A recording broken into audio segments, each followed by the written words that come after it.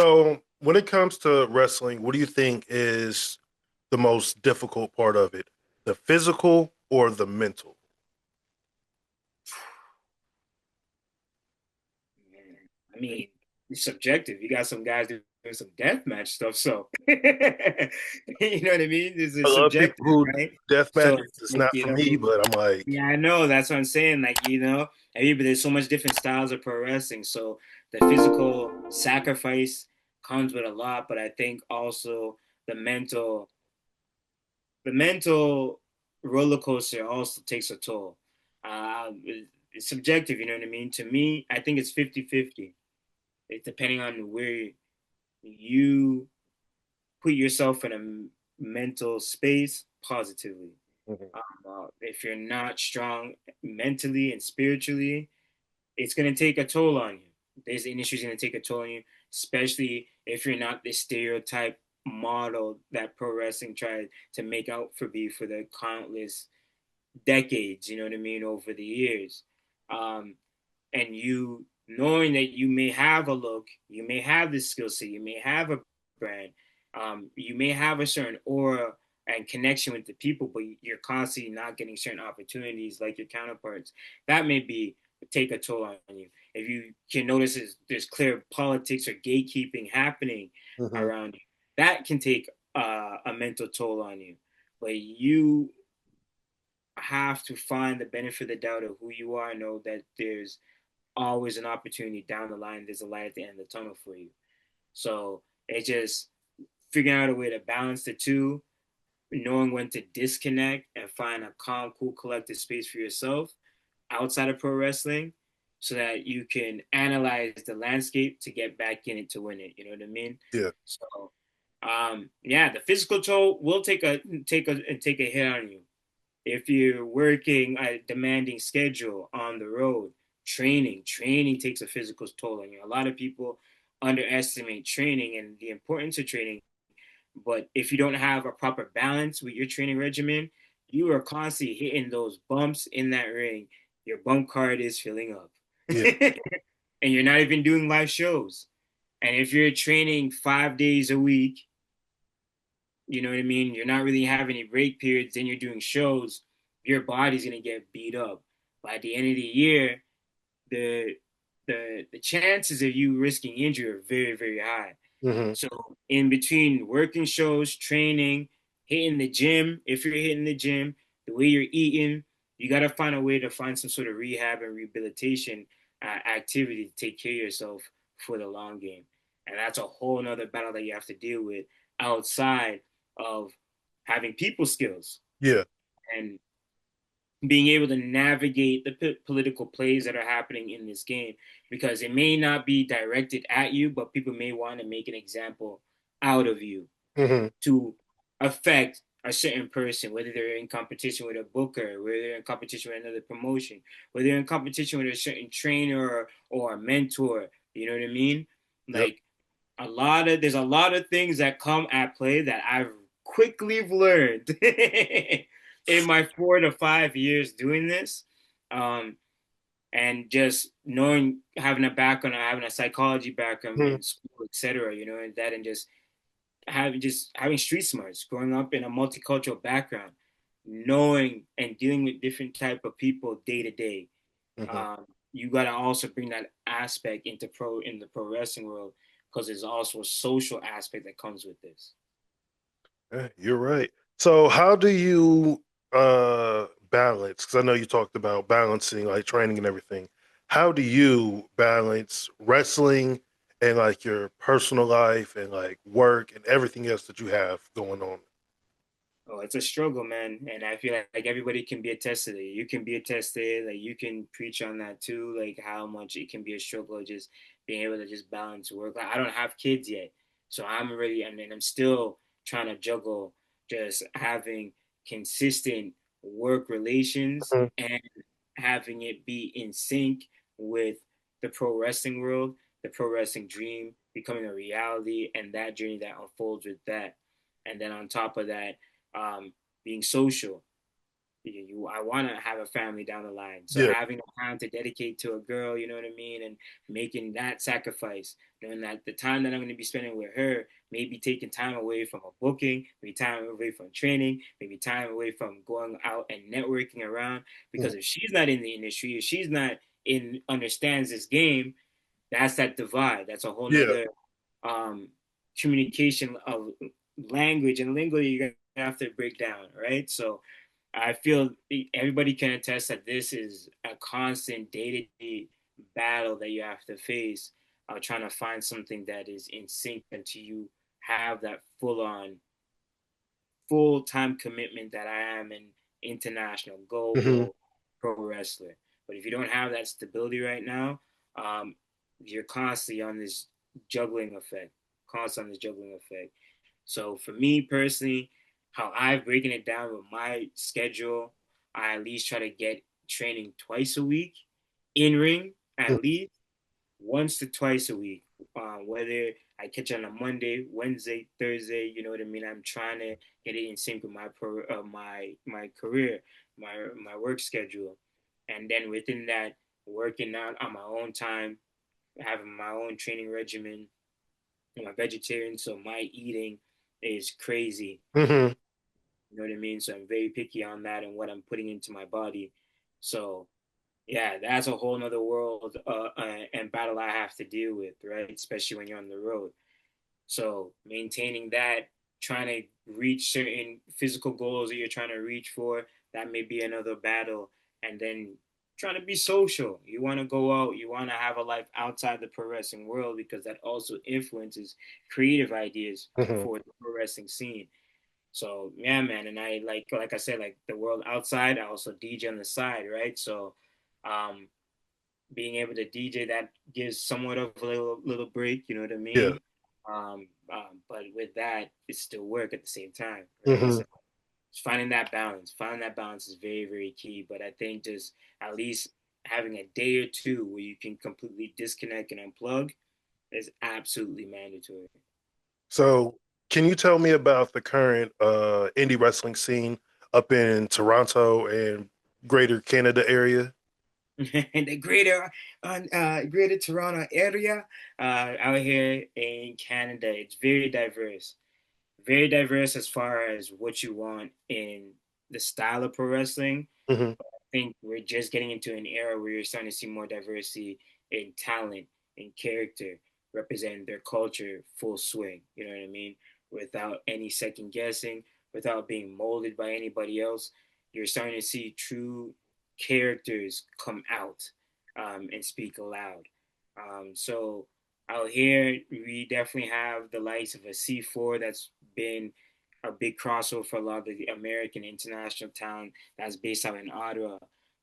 We have the IWS in Montreal. Montreal is very booming. They got a big scene out there. NSPW, FML out there in Montreal. Acclaim out in Ottawa. Out here when you, in the trenches out here in Toronto, it's crazy because we not only have Demand Lucha, which is like the Lucha Libre type of style. We have Hmm. Smash Wrestling, which has somewhat relations with the TNAs of the world. NCG, which is like you mentioned, NCG first ever NCG tag team champions out here representing with Dynasty with a tag team partner Jackson Roy. Salute to him. Um, NCG's running their thing out in Windsor. You got Maple Leaf Pro Wrestling that's also running their thing, bouncing between Windsor and Toronto. The list goes on, man. The list goes on. Um, man, New Wave, some of the schools out here, New Wave is starting to do their thing and populating. We have a new promotion that just started to boom out here called UWA. There's Barry Wrestling. The list goes on. I can go on and on Yeah, with a yeah, list yeah. of promotions. Don't get at me if I didn't big you up. It's all love. You know what I mean?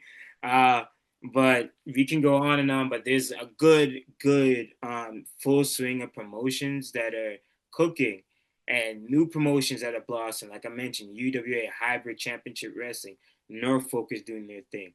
So there's different territories throughout the different pockets Hmm. of Ontario that you can travel between.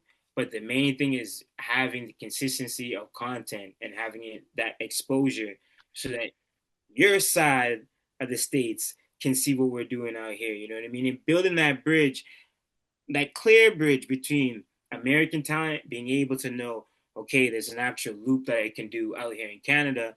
Let me get into it. And us out here having that clear avenue and connection to the stateside and having that collaborative effort. You got Alpha One out here that's making that build and connection with the WID program, Hmm. right?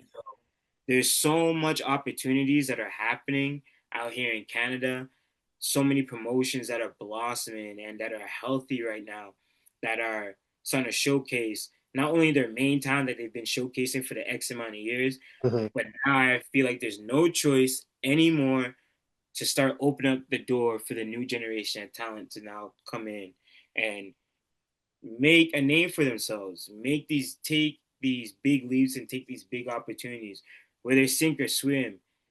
It's time, you know what I mean? Yeah. So there's so much promotions. Let's start getting the content out. Let's start having the world take notice of what we have out here, and what we're doing out in Toronto. Like cult followings like that has super kick. It's almost like a party, a live like concert type of vibe. They do consistent shows that are happening from like the Thursday, Friday, Saturday, Sunday. You know what I mean? And like the main thing I feel that's holding us back out here is that constant competition ideology, that crab in the bucket type of ideology that has to be one show in town. That's got to be out the window.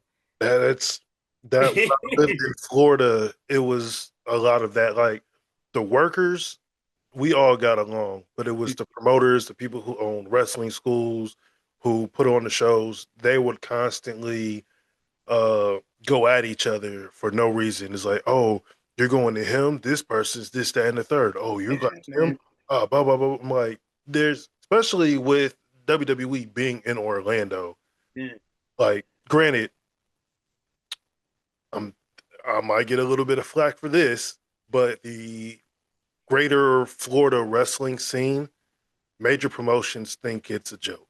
And I try to tell my wrestling buddies, like, you can't just simply stay in Florida and think that you're going to get seen because Wow. you're not.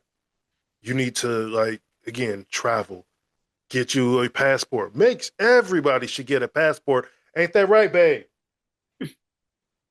Still trying to get her to get a passport. Um, but like getting a passport, getting down to Mexico, going up to Canada. I just found out Korea has a Man, wrestling promotion. I was like, he's just booming. He's just booming right yes. now, man. There's Thailand, Philippines. My homie, shout out Take It Easy Joey and the whole Manipo crew. Like the Philippines, there's a whole Philippine promotion.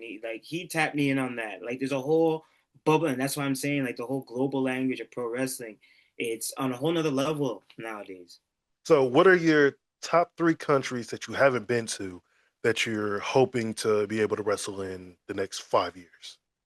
I mean, I definitely want to wrestle in the Caribbean. I mean, being of a Caribbean descent, um, having some family that's of the Italian descent, that being able to wrestle in Italy was like a little, Mhm. no, that's sick, amazing, and being able to have that connection in Europe, I didn't think that was gonna happen this soon, and it happened.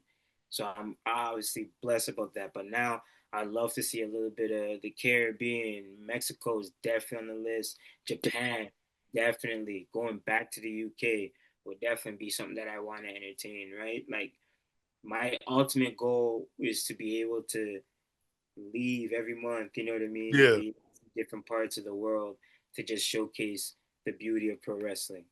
Um, One of the things that like I again, I'll be at work and I'll be pantomiming, like just doing wrestling moves, and I work yeah, in a yeah, hospital. yeah, Yeah, yeah. I work in a hospital, and I work sometimes with patients with mental illness. And my coworkers look at me and is like, "Do we need to put you in one of the padded rooms?" Like, I'm just doing my pro wrestling thing. Don't mind me. I'm just having. But Yeah, man. Like it's a different language, man. It's a different language. and then man, now I just completely forgot what I was gonna say. Mine just went completely blank. So I'm gonna switch to another question. No, man, it's okay. Top three favorite wrestlers. Mm. That's a tough one. Definitely Rey Mysterio. Rey Mysterio is one of the main reasons why I want to do this. Um, just being able, especially being of a smaller stature, you know what I mean? Hmm. And seeing that this business was always built for the land of the giants, you know what I mean? Seeing that Rey Mysterio could just dip switch and make his move for certain and be timeless and being a generational talent. That's one of the key things that I always loved. Um, I'd say there's so much, man. Definitely like the likes of like Bret Hart, the Canadian, and us. You have to have a heart, whether it's Owen or Bret. One of Yeah. them are gonna be on there. And HBK, Eddie Guerrero, those for sure. Booker T is up there.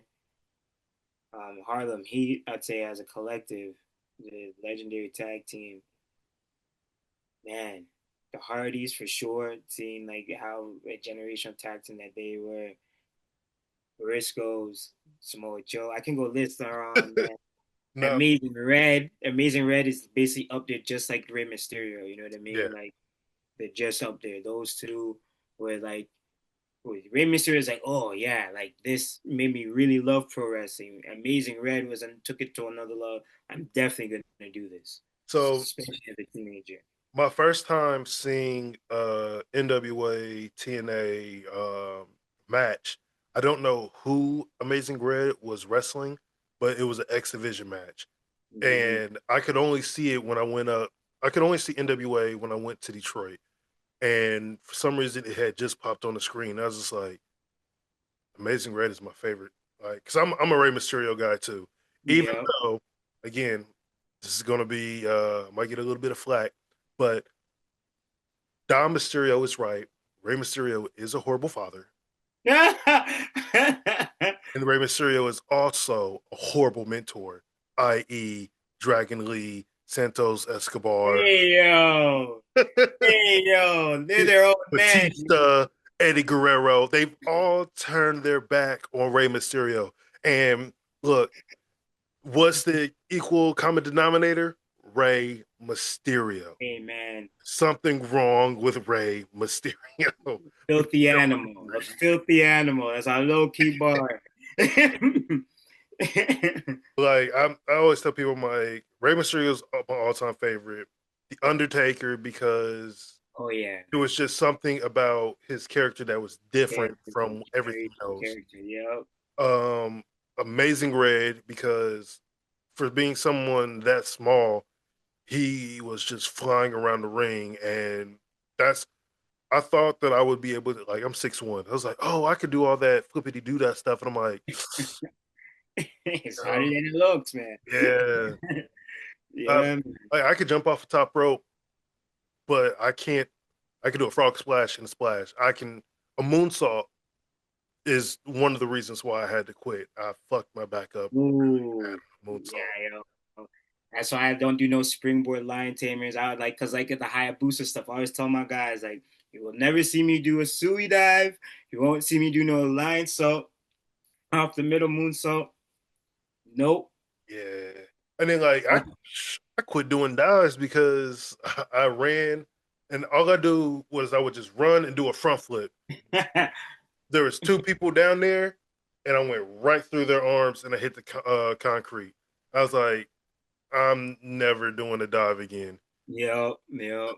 I would rather do a flying nothing than do a dive. I'm like, Like one of my signatures finishers that like is a tribute to AJ Styles and Amazing Red is the spiral tap. The truth above all, spiral tap. Like that's because that seeing that move NWTNA era, I was like, oh man, yup, that's the one. That's the one.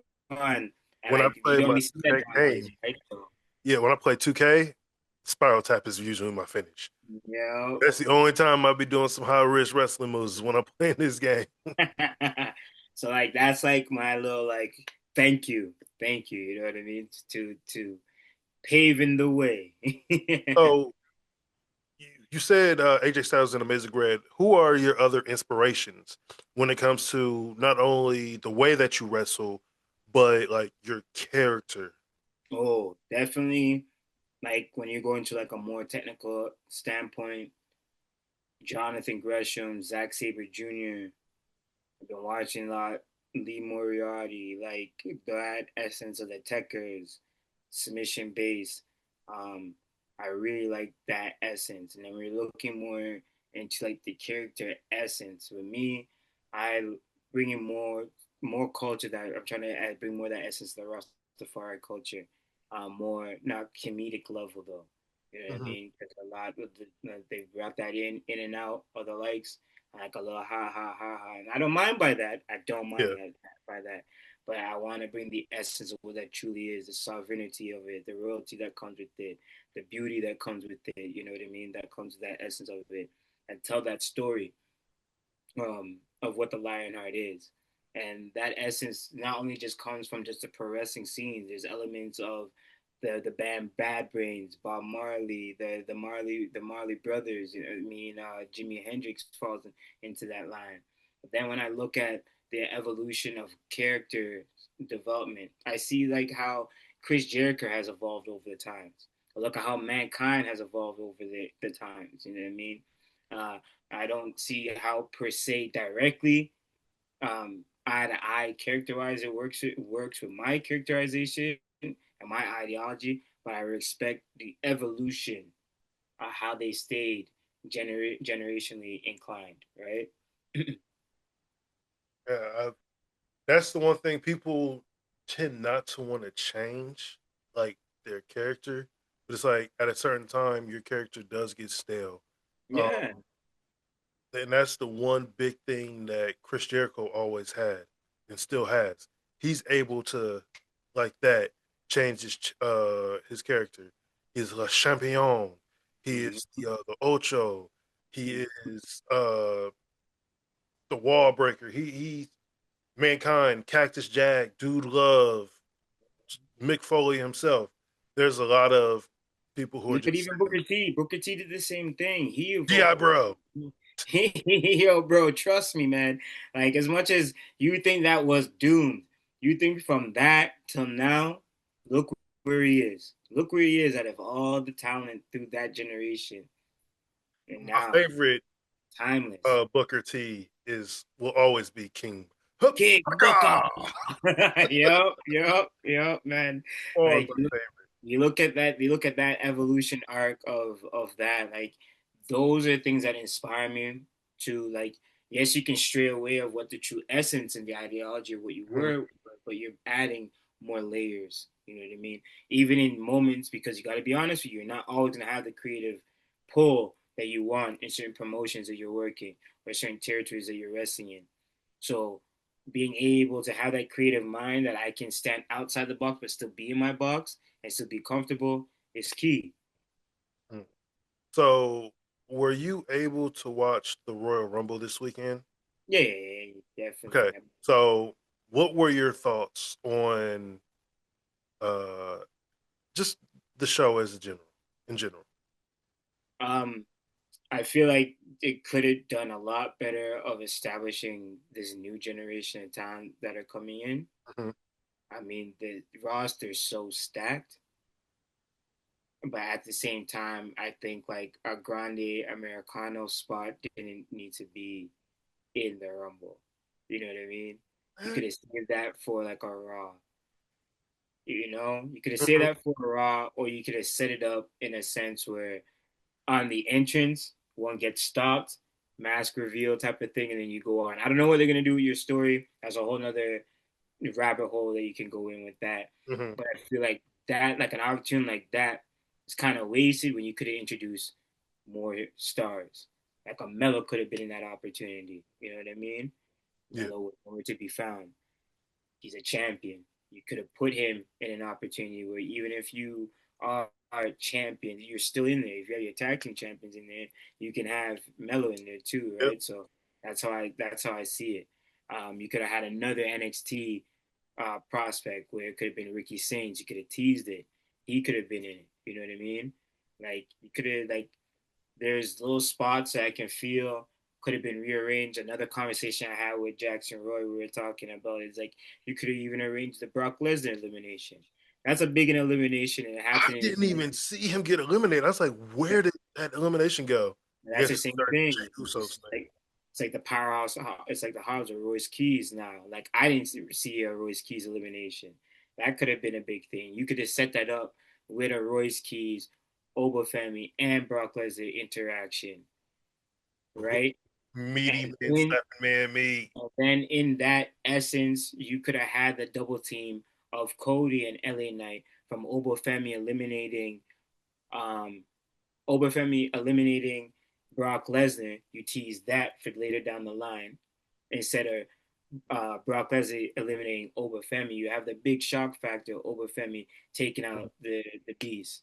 He's gone.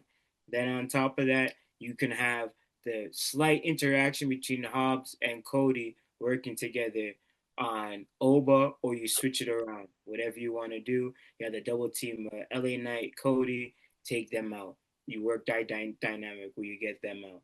But I think the establishment of like the big guys could have been way more prominent. Mm-hmm. Where you have Oba eliminate Brock, and then Oba gets eliminated by Cody because you're callback between the Oba and Cody match. So you have that elimination with the double team with LA Knight, and then the Hobbs interaction with Cody, establishing Hobbs that much more. You know what I mean? Yeah. Wherever way you want to go with it, that is my only about the Rumble. I don't mind the triple interaction of Mr. Iguana and La Parca, but then again, I think that would have worked better if it was more into the States Mm-hmm. because it There's kind of a lot of clash. things where I was like, this would have worked. Some like even with Royce Keys debuting, I was like, that could have worked so much better if it was in the States. Yeah, Saudi knows like AEW and stuff, but yeah, the impact would have hit so much more. yeah. But I mean, to me, I respect the risk though. yeah, the Royal Rumble should always plant seeds for WrestleMania. Like everybody, whoever's eliminated, whether it's Cody Rhodes accidentally hitting Orton with the Cody Cutter, that Yeah, should have been something that could have potentially set up a Royal yeah. Rumble match or WrestleMania match. Even though I think it's going to be a triple threat match between Drew, Fatu, and McIntyre. I think. I I definitely agree with that. I always believe in that ideology as well. Like whether it's the final six, final eight, final four, when it comes down, they all should have a storyline arc that's leading into whatever interaction they're gonna have, teasing with opponent A, B, or C going into Mania. At the same time, you're building new stars because you have 30 entrants. This is an opportunity to bring in some surprises in the mix, a new talent that are coming out through your NXT pipeline because you're showing that's a payoff. If you're busting ass in NXT, the grand opportunity is an opportunity in the Royal Rumble, being your name dropped in the Royal Rumble and having a grand ticket to potentially being a main event at Mania. It's like getting the golden ticket in a sense. You know Yes. what I mean? So like that's how I see the current build for like Rumble now. I know back in the day, Patterson and them they had their own formula for it, but currently right now, I feel like the best effective way is like you mentioned, just like what you mentioned, on top of your sprinkler. And okay, this is our relationship with TNA, so we might slip in a couple TNA times. This is a relationship with Triple R. Ah, here you go, a little spice here. Here, hey, here's some NXT for you. Punch you in your gut with that, with a big, surprise entrant with that, and that's where you get the surprise factor. The Yeah. surprise factor is there. And I was even talking about because I do another podcast with my brother and my cousin, and every time Survivor Series pops up, and we talk about the traditional Survivor Series match, I'm like, the only reason why people stopped caring is because nothing meant anything with that match. To me, the winner of the Survivor Series match should be like the number 30, or if it's Raw versus SmackDown, Raw gets the first pick or the last pick, 30th pick in the Royal Rumble. And in SmackDown, since they lost, they would have the first pick, or try to make everything Yeah, blend into you're itself. building it. Yeah. Yeah, but it's I'm just a fan. Ooh, Yeah. 35 for being a We fan. all we all have a vision and a plot, but like received, it's like the in the creative room, everybody's just throwing their ideas, and whatever sticks tries to stick, and the guys just try to make the best, try to make the best. Yep. So, But how do you feel about WWE's Unreal show? that's a dope question. It's a good thing and a bad thing. Like it's bad in the sense that you're showing a little too much. Hmm. And when I mean you're showing a little too much, like this can create issues online, like what you're seeing with Chelsea BG Green. not even just Chelsea Greens, but like with BG James where he quit creative and all that stuff. You know what I Hmm. mean? From the Around Killings episode and like his preceding ways with how he dealt with things with the Unreal episode.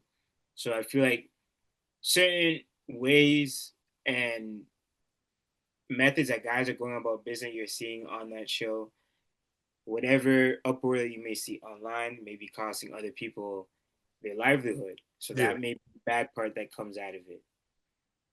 The good part is that it's now showing people that weren't really pro wrestling fans the art form and the craft and the business ethics that goes behind to what you see in front of you. It's beyond just the in ring and what you see in the ring. People are now becoming to an understanding that there's a risk factor that comes with it, that pro wrestling is a bit more real than you think. As much as everybody wanted to use the whole two-shape pro wrestling's fake, nah, like you're realizing that there's risk factor, there's a sacrifice that goes into this, and it shows like this that shows you the trials and tribulation that everybody's going through. Everybody has so much different tale swings and stories that they're going through, whether it's creatively or personally that they're battling. And this Unreal show, for whether it's shoot or not, they're unfolding that in front of you. Hmm. Where you can take it for what it is. I see the goodness in it, being that it's showing people to on the creative factor, you can respect the business ethic that goes behind it, and then you can also respect the sacrifice that goes in, week out to creating this business. Yeah. So, before I let you go, um, don't be or what is some of your upcoming shows that you have? Oh, so yeah, I won't even just shout out the shows that I'll give a big up to some of the guys that are working in Dynasty, some of the stuff that they're doing too. Um, Me personally, all full focus. We just wrapped up the Destructor Rumble. That was Sunday night, February 1st. We just finished up with Junction City Wrestling, local promotion out here in Toronto.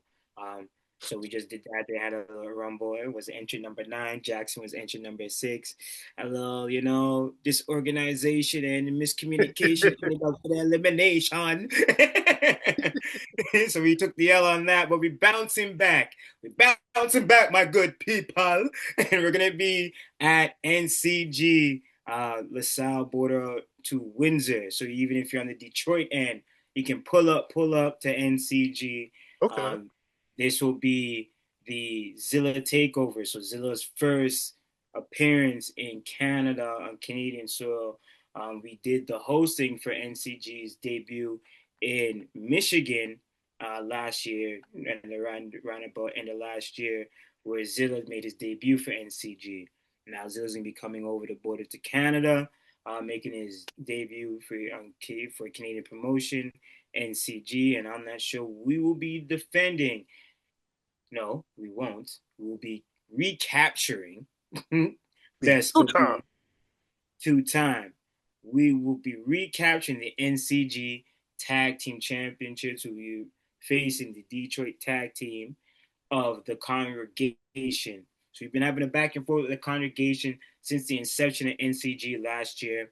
It was at NCG Believe, had a back and forth with the Congregation, beat them in the finals for the NCG Tag Team Champions. We became NCG Tag Team Champs, took those titles stateside, whether it was Vegas weekend for Knox Pro. We went back and forth with those titles Mm. to raise that prestige. And then before you know it, we brought it back to NCG to defend it. Headstrong. We got laid out, Jackson Roy, with a collection plate by the congregation. They cheated and took those titles away from us. Took it back And to they took it. They took it. And TNA Talent Relations, Johnny Bravo, who was also Talent Relations for NCG, made the rematch official for NCG. The takeover, Canadian takeover is going down. Ladder match, Dynasty versus the congregation. Yours truly, the Lionheart Mikey Truth, and Jackson Roy will be going at it. And you'll be also be able to catch Jackson Roy in March for Unified Championship Wrestling. They'll be having a show March 7th. Dynasty will be representing on that. And salute all the other members of Dynasty, Xavier Walker, our Stateside Connect.